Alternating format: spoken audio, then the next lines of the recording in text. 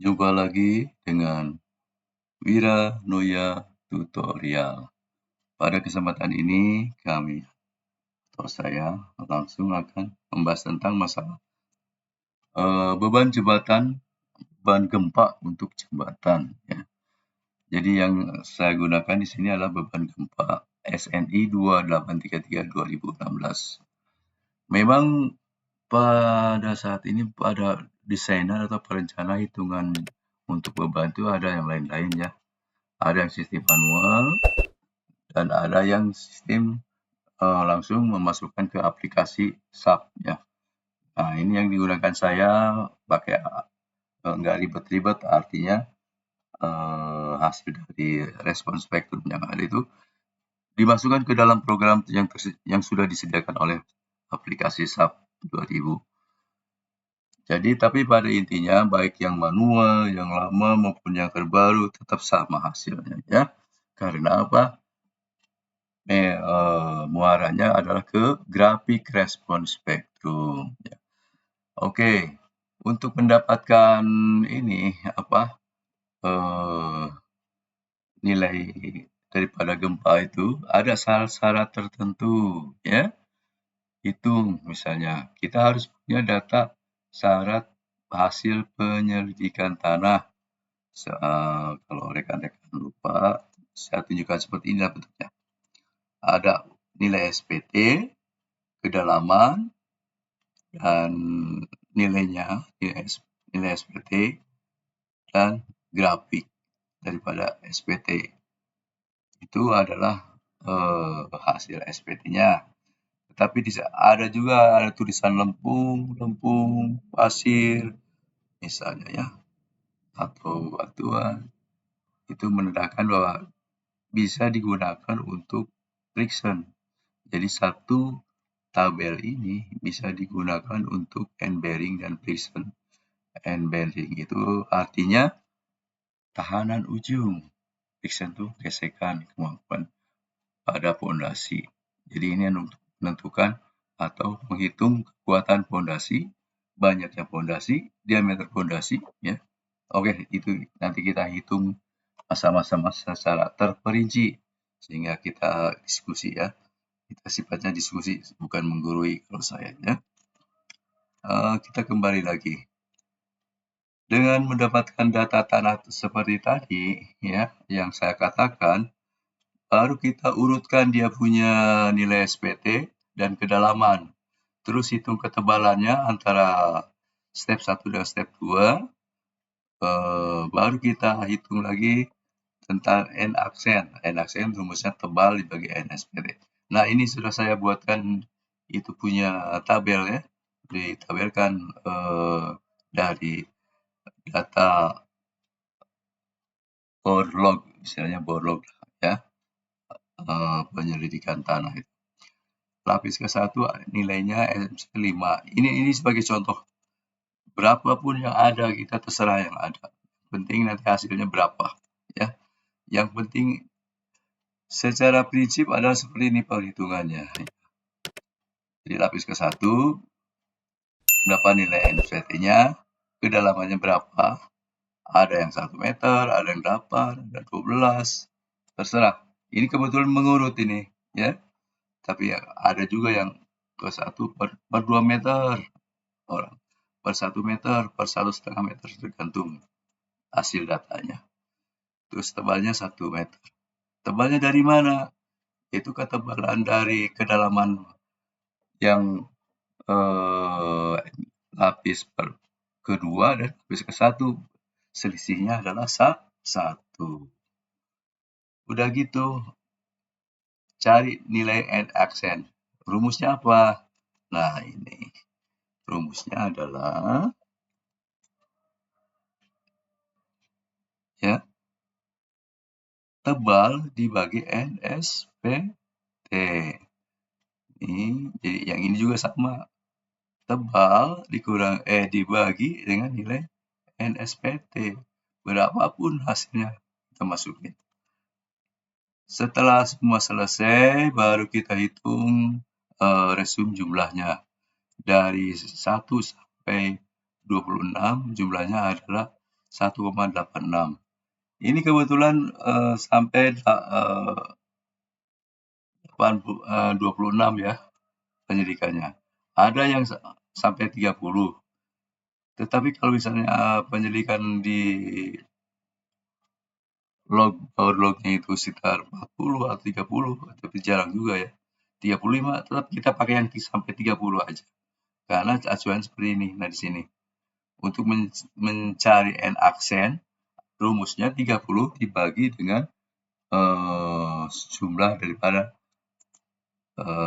tebal dibagi n SPT. Oke, nah kita lanjut. Setelah jumlahnya 1,86. Berapa nilai n aksennya? 30 dibagi dengan 1,86. Didapatlah 16,10. Nah, sekarang yang menjadi pertanyaan adalah 16/10 itu angka apa? Ya, kita membandingkan untuk mengenal suatu situs tanah itu dari nilai NSPT. Maka kita ambil tabel yang tengah. Jadi angka 16 itu ternyata ada di mana? Lebih besar dari 15, lebih kecil daripada 50. Ya, berarti termasuk apa? Tanah sedang. Jadi kelas klasifikasi situsnya, site yang ada, itu termasuk tanah sedang. Nah, kita kunci. Ini tanah sedang. Kunci kenapa? Nanti kita lihat di lini bina marganya. Ya, cari nilai yang menyangkut dengan tanah sedang. Jangan mencari tanah lunak atau tanah keras. Itu maksudnya ya. Nah, sudah begitu. Kedua tadi harus kita punya koordinat ya, lokasi pekerjaan yang kita buat. Masukkan nilai koordinatnya, longitude 103.77, latitude min 3,656. Ini adalah jenis koordinat tanpa detik ya, koordinat menit ya. Latitude itu lintang, longitude itu bujurnya. Setelah waktu di enter, maka muncullah dia punya gambar seperti ini. Bagi yang belum membuka, kita semacam ada pendaftaran dulu ya, bina marganya. Tapi kalau yang sudah punya linknya, jadi nggak usah tinggal langsung aja dibuka, dia punya angka akselarinya. Oke, kita lanjut. Percepatan puncak itu seperti gambar berikut ya. Nah, di sini ada grafik. Ini yang inti utamanya sebenarnya di sini ya. Grafik-grafik ini.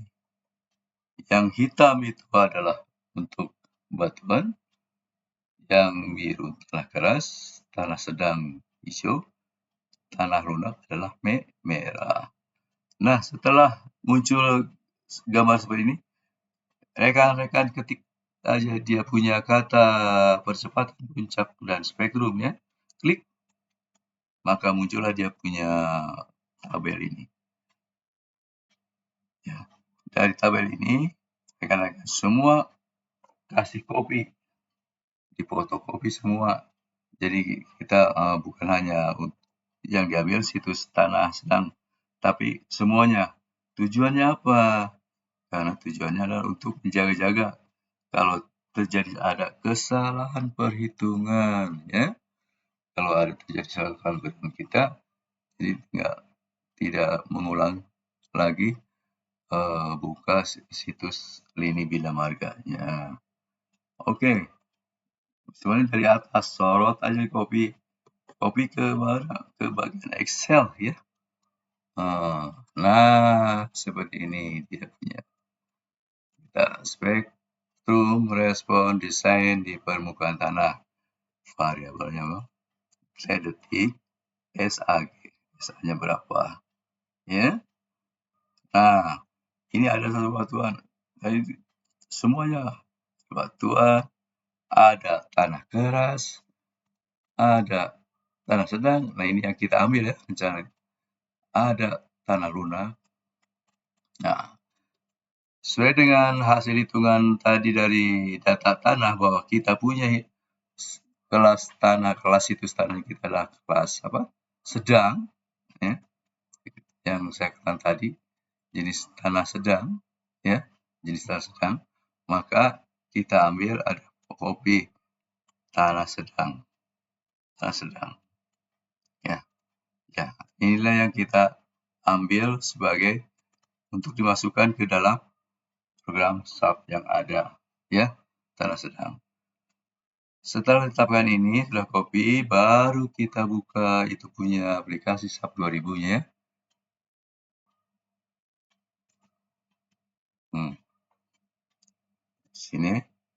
Di sini buka tentang define-nya, functional. Nah, response requiem, time history, ini bisa dua-duanya. Tapi karena kita nggak lengkap punya data, nggak bisa buka time story. Karena kita nggak selengkap di Jepang. Setiap daerah punya data tersendiri. Jadi kita pakai response spectrum. Buka, ya. Ini kita buka latihan yang sudah dibuat, modify. Nah, ini yang maksud saya pada rekan-rekan, ya. Jadi, yang penting sekarang, ini sebenarnya kalau ini kebetulan sudah diisi, ya. Jadi membentuk grafik, ya, membentuk grafik. Tetapi kalau sebelum diisi itu datar aja, nggak ada grafik, ya, nggak ada grafik. Karena apa? Angka-angka ini belum ada. Jadi, tugas rekan-rekan yang ada adalah sekarang adalah menuliskan angka-angka yang ada di situs tanah sedang, yaitu seperti angka TS 334 dan 0,121. Tapi perhatikan ya untuk koma atau titik, karena setiap komputer rekan-rekan dan saya beda, ya. Pada akseleris, misalnya begini, ini berapa? 4, ini berapa? 0,121, ya. Ini 4, ini 0,121, ini saya pakai koma, ya.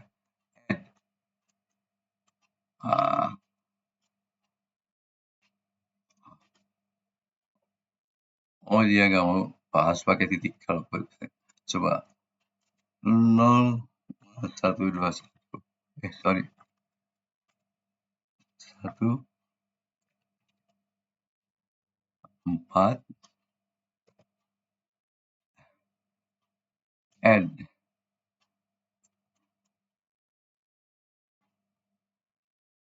Oh, modifikasi. Ya, pada intinya gini, ini sebenarnya harus kosong lebih enak caranya hitungnya.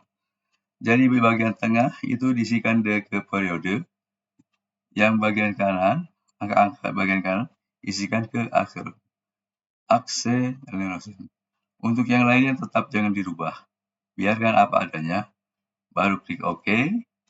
Oke, selesai sudah, ya. Dia punya masukkan ke aplikasi. Jadi mungkin untuk pembahasan beban gempa 2083-2016 ini saya cukupkan dulu sekian, ya. Nanti kita sambung lagi dengan beban hidup, yaitu tentang kendaraan truk yang jenisnya macam-macam, ada moving load, ada beban titik, kita pilih yang mana, ya. Oke, baik, terima kasih. Assalamualaikum warahmatullahi wabarakatuh.